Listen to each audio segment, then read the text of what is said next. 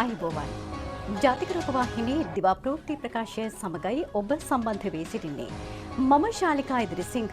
සුපුරුදු පරිදි අදත් මුලින්ම ප්‍රධාන පුවත් සිරස්තල. ජනපති ගම සමග පිළිසඳර 11 වෙනි අදියර පුත්තලම කරුවලගස් වැවදී.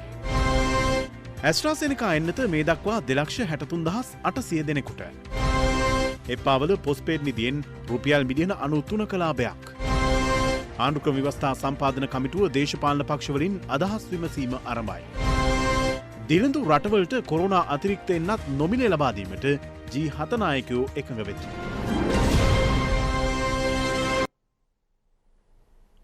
ප්‍රථමයෙන් අවධානය දේශීය පුවත් වෙත.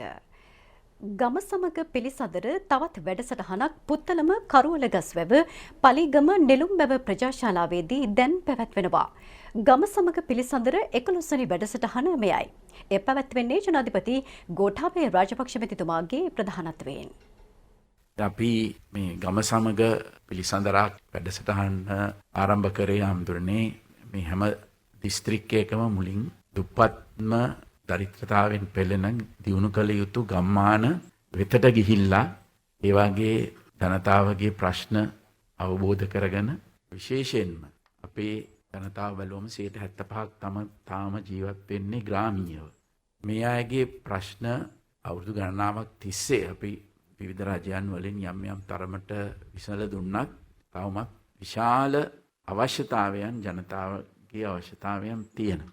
මේවා රාජ්‍ය නායකයෙකු වශයෙන් එයා වෙතට ඇවිල්ලා මන්ත්‍රීවරුත් පළාතේ මහජන නියෝජිතයනුත් ඒ වගේම විවිධ අමාත්‍යාංශවල ලේකම්වරු ඒ නිලධාරීනුත් එක්ක ඇවිල්ලා මම හිතන්නේ කවදාකවත් එයාට අවස්ථාවක් හමු වෙයි කියලා මෙහෙම ආවේ නැතුව එයාට දැකලා මේවට ප්‍රශ්න ඉක්මනින්ම කඩිනමින්ම විසඳලා දෙන්නට තමයි මේ වැඩසටහන ආරම්භ කරේ. ඊට පස්සේ මම හිතන්නේ මාස 4කින් අපිට පුළුවන් දිස්ත්‍රික්ක ප්‍රමාණය අවසන් කරන්න ඊළඟට දෙවන වටය තුන්වෙනි වටය වගේ අපිට පටන් ගන්නට පුළුවන්. එමය මගේ බලාපොරොත්තුව. දැන් මම අද එනකොට මම දැක්කා ඇලවල් හරියට නඩත්තු කළා නැහැ. ඒ වගේම වැව් කීපයක්ම පහු කරා. ඒ වැව් ගොඩ වෙලා. ඉතින් මේවා දැකලා මේවා නිලධාරීන් මම ආපු ගමන් අපි වාරි මාර්ග ලේකම්තුමාට කිව්වේ මේවා සකස් කරන ක්‍රම යොදන්නට ඕන. මේවා නඩත්තු කරන ක්‍රම. ඒ වගේම මම එන ගමන් නිවාස කීපයකටත් බැහැලා කතා කරා. මේ ගම්මානවල ජනතාව ජීවත් කරවන්න ඉහළට ගෙනියන්න ක්‍රමවේද ඕනෑ තරම් තියෙනවා.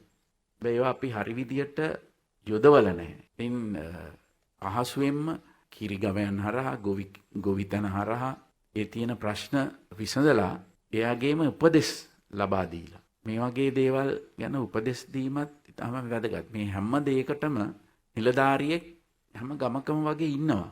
රාජ්‍ය නිලධාරියෙක්. ඉතින් ඒ අය දිරිගන්නන්නට ඕන ජනතාවගේ ජීවන තත්ත්වය ඉහළ නංවන්නට. COVID-19 ප්‍රතිශක්තිකරණ වැඩසටහන යටතේ 2,63,779 දෙනෙකුට එන්නත් ලබා දී ඇති බව වසංගත රෝග විද්‍යාංශය පවසනවා.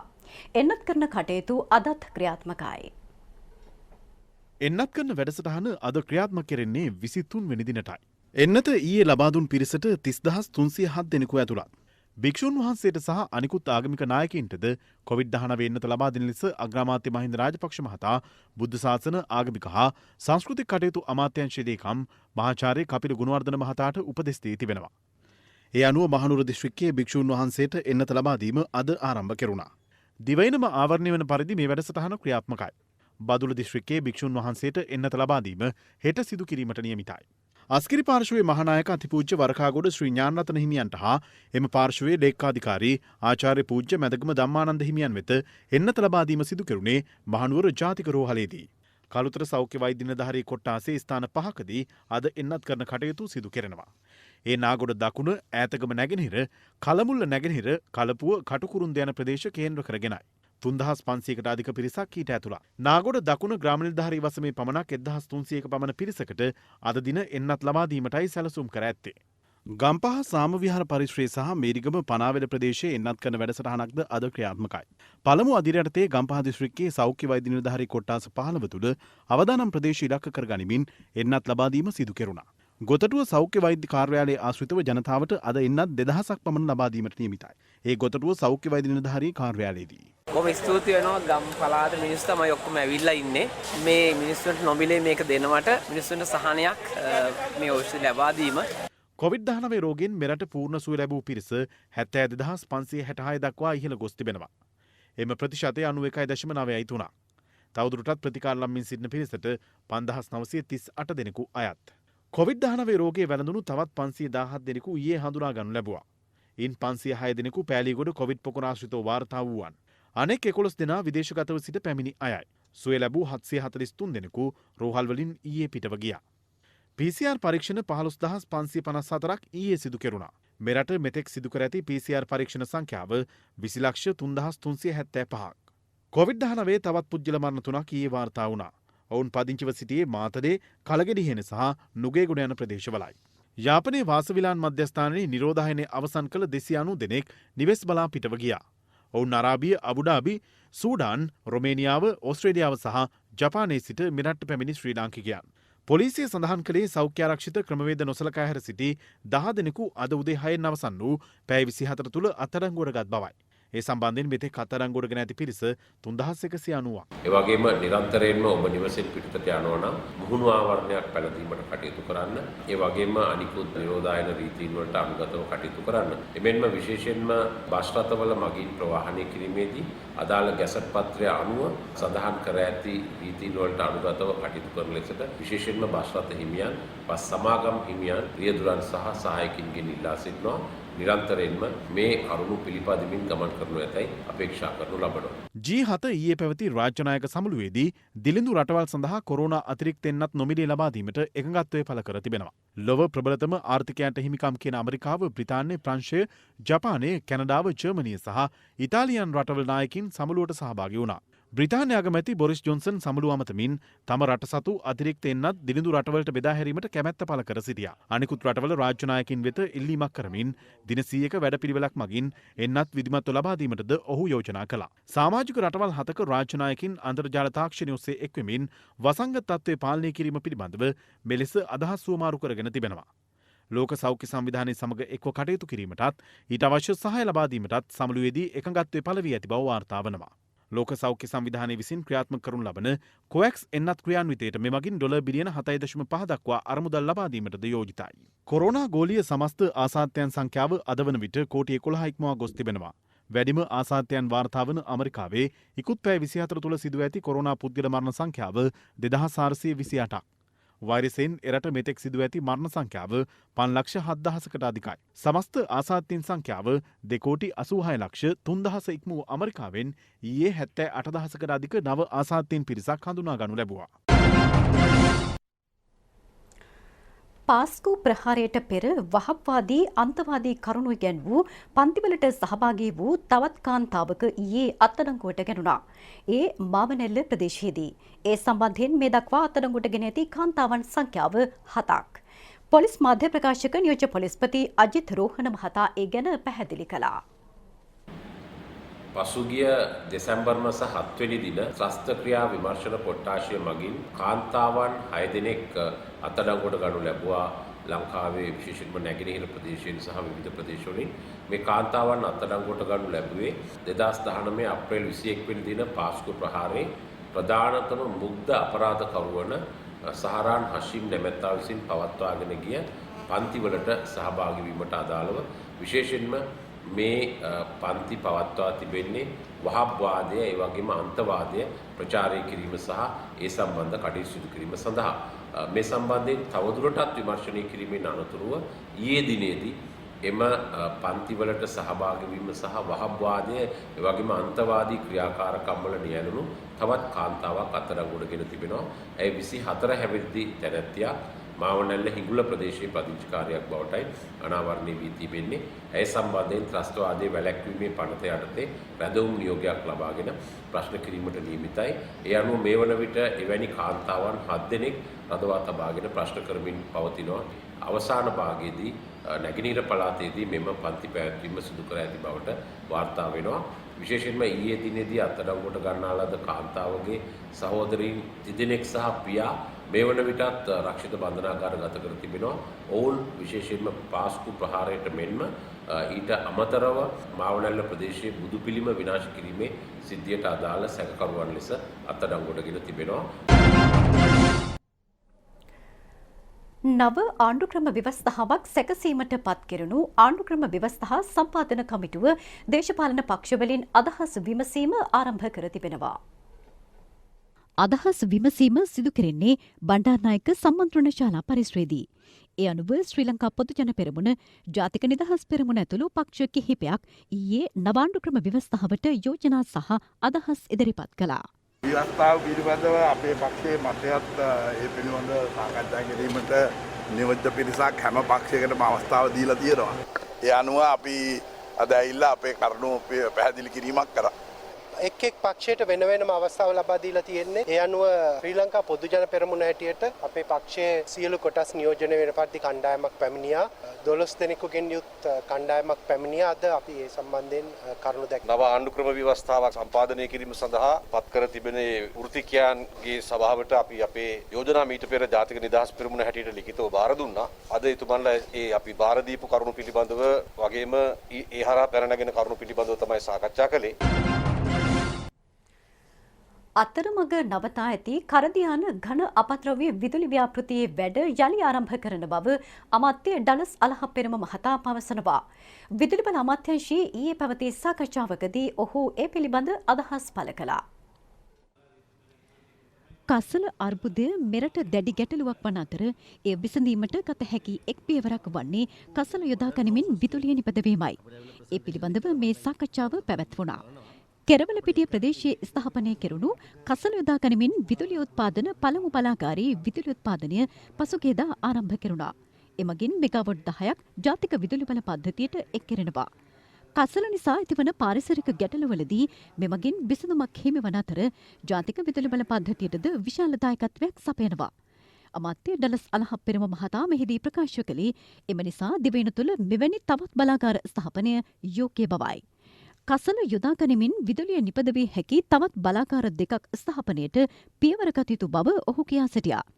ඒ අනුව පසුගිය වකවානුවේදී යෝජනා ඉදිරිපත් වී මෙවන විට අතහැර දමා ඇති කරදියාන ප්‍රදේශයේ යෝජිත බලාගාරයේ වැඩ පළමුවෙන් ආරම්භ කිරීම වඩාත් යෝග්‍ය බව ප්‍රකාශ කෙරුණා. ඒ සඳහා ආයෝජකයන් දිරිමත් කර අදාළ බලාගාරයේ ඉදිකිරීම කඩිනමින් ආරම්භන ලෙස අමාත්‍යවරයා සාකච්ඡාවේදී නිලධාරීන්ට උපදෙස් ලබා දුන්නා. දුමින්ද දිසානායක, නාලක ගොඩහේවා යන රාජ්‍ය අමාත්‍යවරුන්ද බස්නාහිර පළාත් ආණ්ඩුකාර රොෂාන් ගුණතිලක යන මහත්වරුන්ද මෙම අවස්ථාවට එක්ව සිටියා. කිමිදුම්කරුවන්ගේ ගැටලු සඳහා කඩිනමින් විසඳුම් ලබා දෙන බව අමාත්‍ය ඩග්ලස් දේවානන්දා මහතා පවසනවා. සමස්ත ලංකා කිමිදුම්කරුවන්ගේ සංගමේ නියෝජිතින් සමග ධීවර අමාත්‍යාංශ ශ්‍රවණාගාරයේ අද පැවති සාකච්ඡාවකදී ඔහු මේ බව කියා සිටියා. රාත්‍රී කාලයේ කිමිදුම් රැකියාවේ යෙදෙන්නන්ට පනවා ඇති තහනම් නීති ඉවත් කර දෙන ලෙස සංගමේ නියෝජිතින් අමාත්‍යවරයාගෙන් මෙහිදී ඉල්ලීමක් කළා. අදාළ නීති හේතුවෙන් රාත්‍රී කාලයේ ධීවර කර්මාන්තයේ නියැලීමට හැකියාවක් නොමැති අතර එමගින් තමන්ට අසාධාරණයක් සිදු ඇති බවයි ඔවුන් පෙන්වා දෙන්නේ. මුහුදු කුඩල්ලන් හා පොකිරිස්තන් සම්බන්ධයෙන් විශාල ආදායමක් ලබාගත හැකි වුවද අදාළ නීති හේතුවෙන් තමන්ට එම ආදායම අහිමි වී ගොස් ඇති බවද පෙන්වා දෙනු ලැබුවා. එම නීති නිසා රටට ගලා එන විදේශ විනිමය අහිමි වන බවත් සංගමේ නියෝජිතින් ප්‍රකාශ කළා. අමාත්‍ය ඩග්ලස් දේවානන්ද මහතා කියා සිටියේ අදාළ නිලධාරීන් කැඳවා මීට කඩනම් විසඳුම් ලබා දීමට ක්‍රියා කරන බවයි. ඔබ යලිත් ජාතික රූපවාහිනී දිවා ප්‍රවෘත්ති සමග පවතින කොවිඩ් වසංගත තත්ත්වයේ හමුවේ වුවද එප්පාවල පොස්පේට් නිධියේ කටයුතු අඛණ්ඩව පවත්වාගෙන යාම තුළින් ඉහළ ආදායමක් ලබා ගැනීමට හැකි වී තිබෙනවා.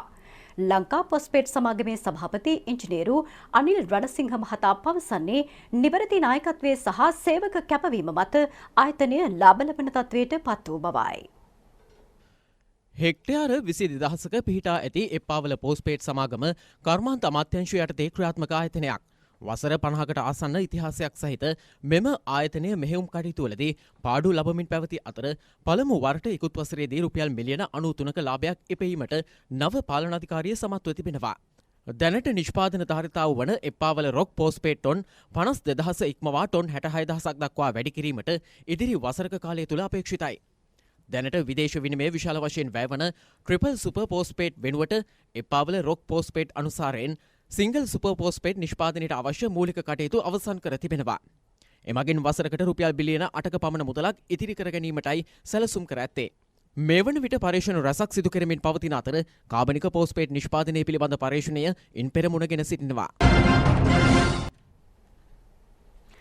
මේ වර්ෂය සඳහා සියමාත්‍යංශයට වෙන් කර ඇති රුපියල් මිලියන 13,500ක මුදලින් වැඩි ප්‍රමාණයක් පිරිවෙන් අධ්‍යාපනයට වෙන් කරන බව බුද්ධ ශාසන ආගමික හා සංස්කෘතික කටයුතු අමාත්‍යාංශයේ ලේකම් මහාචාර්ය කපිල ගුණවර්ධන මහතා පවසනවා. ඊයේ පැවති සාමණේර භික්ෂුන් වහන්සේ පුහුණු කිරීමේ සමාප්ති උත්සවයට සහභාගී වෙමින් ඔහු මේ බව සඳහන් කළා. එම උත්සවය පැවැත්වුණේ හන්තාන ශ්‍රී ධම්මරතන භික්ෂු පුහුණු ත්‍රිපිටක ධර්මායතනයේදී.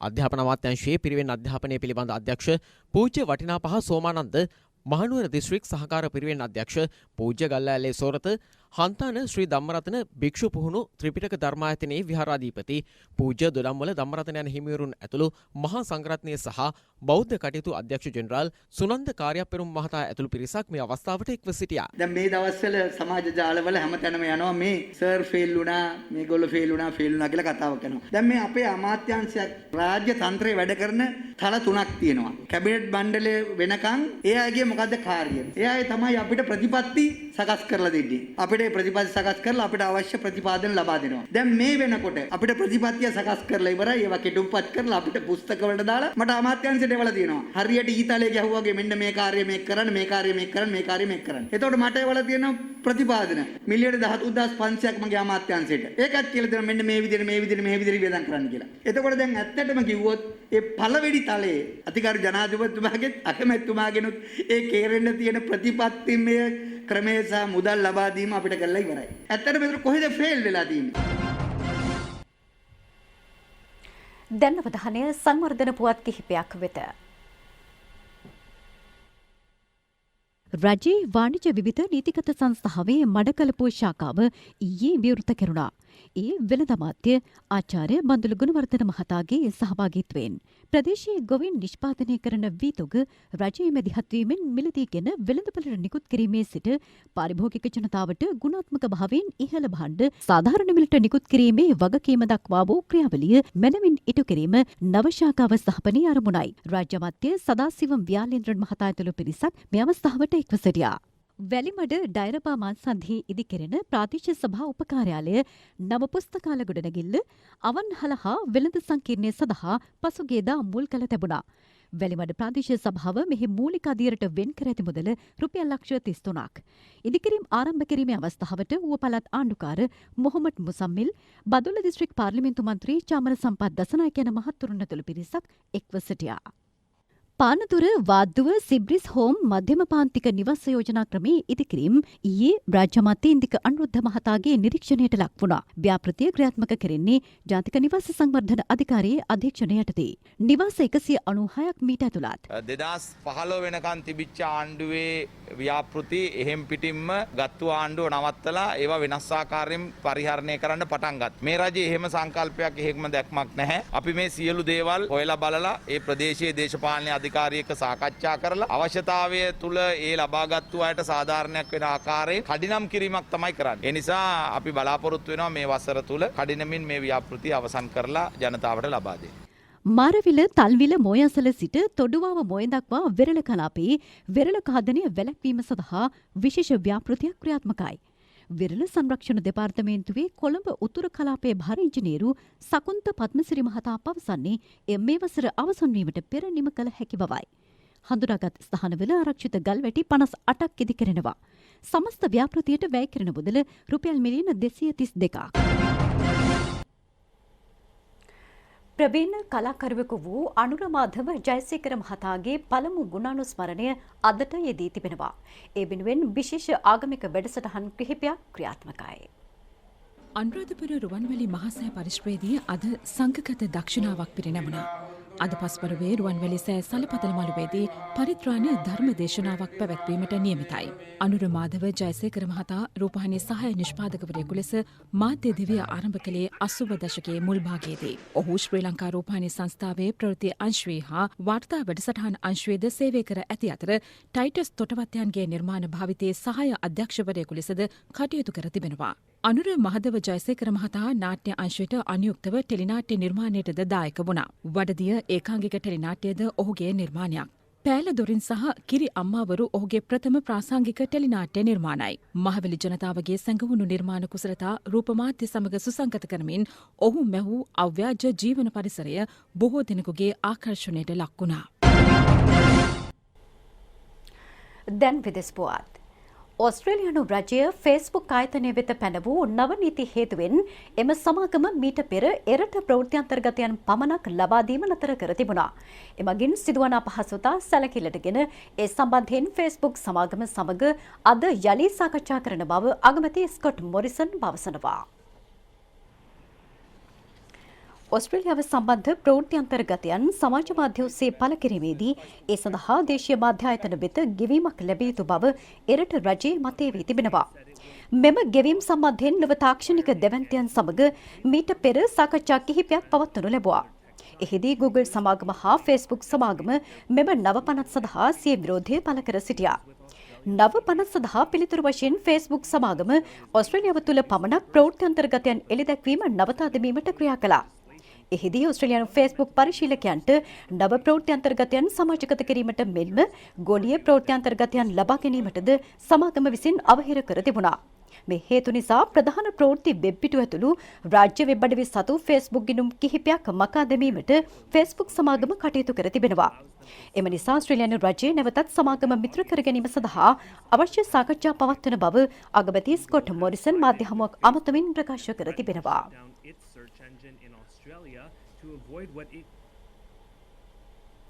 දැන් ක්‍රීඩා පුවත්. ෆුට්බෝල් ෆ්‍රයිඩේ වැඩසටහන කොළඹ තුරංග තරඟ පිටියේදී ඊයේ ආරම්භ කෙරුණා. සමාරම්භය සිදු වුණේ ක්‍රීඩා අමාත්‍ය නමල් රාජපක්ෂ මහතාගේ සහභාගීත්වයෙන්. සෞඛ්‍ය සම්පන්න සහ ක්‍රියාශීලී ජනතාවක් බිහි කිරීමේ අරමුණ ඇතිව ක්‍රීඩා අමාත්‍ය නාමල් රාජපක්ෂ මහතාගේ සංකල්පයකට අනුව තමයි ෆුට්බෝල් ෆ්‍රයිඩේ වැඩසටහන මේ විදිහටම ක්‍රියාත්මක කරන්නේ. විශේෂයෙන්ම ක්‍රීඩා අමාත්‍යාංශය සහ ශ්‍රී ලංකා පාපන්දු සම්මේලනය ඒකාබද්ධවයි මෙම වැඩසටහන මේ විදිහට සංවිධානය කළේ. ඔබට සතියේ සෑම සිකුරාදා දිනයකදීම ෆුට්බෝල් ෆ්‍රයිඩේ වැඩසටහන සමග ඒකරාශී වීමේ අවස්ථාව මේ වන විට උදා කර දී තිබෙනවා. පවතින COVID-19 වසංගත තත්ත්වය හමුවේ පසුගිය කාලය පුරා ජනතාවට නිවෙස් තුළටම වී කාලය ගත කිරීමට සිදුවනා. එම නිසා බොහෝ පිරිසකට සිය යහපත් සෞඛ්‍ය වෙනුවෙන් ශාරීරික ව්‍යායාම්වල හා ක්‍රීඩා කටයුතුවල යෙදීමට අවස්ථාව හිමි වූයේ නැහැ. මේ තත්ත්වය අවබෝධ කරගත් ක්‍රීඩා අමාත්‍යවරයා ජනතාවට සිය ශාරීරික සෞඛ්‍ය වැඩි දියුණු කර ගැනීම සඳහා විවිධ ක්‍රියාකාරකම්වල නිරත වීමේ අවස්ථාව හිමි කර දී තිබෙනවා. එහි පළමු අදියර ලෙස සයික්ලිං සන්ඩේ යනුවෙන් වැඩසටහනක් ආරම්භ කෙරුණා. එය සෑම ඉරිදා දිනකම පැවැත්වීමට කටයුතු සම්පාදනය කර තිබෙනවා. ෆුට්බෝල් ෆ්‍රයිඩේ වැඩසටහන ක්‍රියාත්මක කිරීමට තීරණය කෙරුණේ එහි දෙවන අදියර ලෙසයි. සමාරම්භක දිනයේ සවස 6 සිට මධ්‍යම රාත්‍රිය දක්වා කොළඹ තුරඟතරග පිටියේදී එම වැඩසටහන පැවැත්වුණා. අමාත්‍ය නාමල් රාජපක්ෂ මහතා සහ හිටපු ජාතික ක්‍රිකට් ක්‍රීඩකයින්, හිටපු ජාතික පාපන්දු ක්‍රීඩකයින් ඇතුළු විශාල පිරිසක් මීට එක්ව සිටියා. මේ වැඩසටහන සෑම සිකුරාදා දිනයකදීම පැවැත්වීමට නියමිතයි. විශේෂයෙන්ම ලංකාවේ ෆුට්බෝල් ක්‍රීඩාව, පාපන්දු ක්‍රීඩාව ප්‍රවර්ධනය කරන්න පුළුවන් ක්‍රීඩාවක් සහ මම හිතන්නේ ග්‍රාමීය ජනතාව වගේම නාගරික ජනප්‍රජාව අතර ඉතාමත් ප්‍රචලිත ක්‍රීඩාවක්. ඉතින් මේ ක්‍රීඩාව තවත් ප්‍රවර්ධනය කිරීමටත් ඒ වගේම මේ ක්‍රීඩාව ඉදිරියට අරගෙන යන්නත් අවශ්‍ය සැලැස්මක් අපි හදන්න ඕනේ. ඒකෙදි මම හිතන්නේ පළවෙනි කාරණය තමයි ක්‍රීඩාව තමන්ගේ ජීවිතයේ කොටසක් බවට පත් කර ගන්න ඕනේ. ඒක ෆුට්බෝල් වෙන්න පුළුවන්, රග වෙන්න පුළුවන්, ක්‍රිකට් වෙන්න පුළුවන්, මල්ල ක්‍රීඩා වෙන්න පුළුවන් ඕනෑම එකක්. ඒ හින්දා අපි සතියාන්තයන් කේන්ද්‍ර කරගෙන අපි සැලසුම් කරලා තියෙනවා. විශේෂයෙන්ම ඉරිදා සයික්ලිං වලටත් අපි ඉදිරියේදී සෙන්සුරාදා පටන් ගන්න උත්සාහ කරනවා. සැලසුම් කරලා තියෙනවා. සෙන්සුරාදා දවසේදී මැරතන් නැත්නම් රනින් ඇන්ඩ් වෝකින් කියන ක්‍රීඩාව දෙමව්පියෝ දරුවෝ එක්ක රට තුළ ප්‍රචලිත කිරීමේ වැඩපිළිවෙලක්. ඒ වගේම සිකුරාදා දවසම ෆුට්බෝල් ප්‍රවර්ධනය කිරීම සඳහා ෆුට්බෝල් ෆ්‍රයිඩේ යන සංකල්පය හරහා අපි ඉතින් අද වෙනකොට මේ රටේ නැවත වතාවක් ෆුට්බෝල් වලට තියෙන ආදරය කරන ක්‍රීඩාවට ආදරය කරන දෙමව්පියෝ එක්ක දරුවෝ දෙමව්පියෝ ඇවිල්ලා ෆුට්බෝල් ක්‍රීඩාව නිරතව පටන් ගන්න තියෙනවා. ඉතින් මම හිතන්නේ ඉදිරියේදී නැවත වතාවක් මේ රට තුළ ෆුට්බෝල් ප්‍රවර්ධනය කරන්නත් ඒ වගේම ශරීර සෞඛ්‍ය සම්පන්න සමාජයක් ගොඩනගන්නත් මේ ඉවහල් වේ කියලා අපි විශ්වාස කරනවා.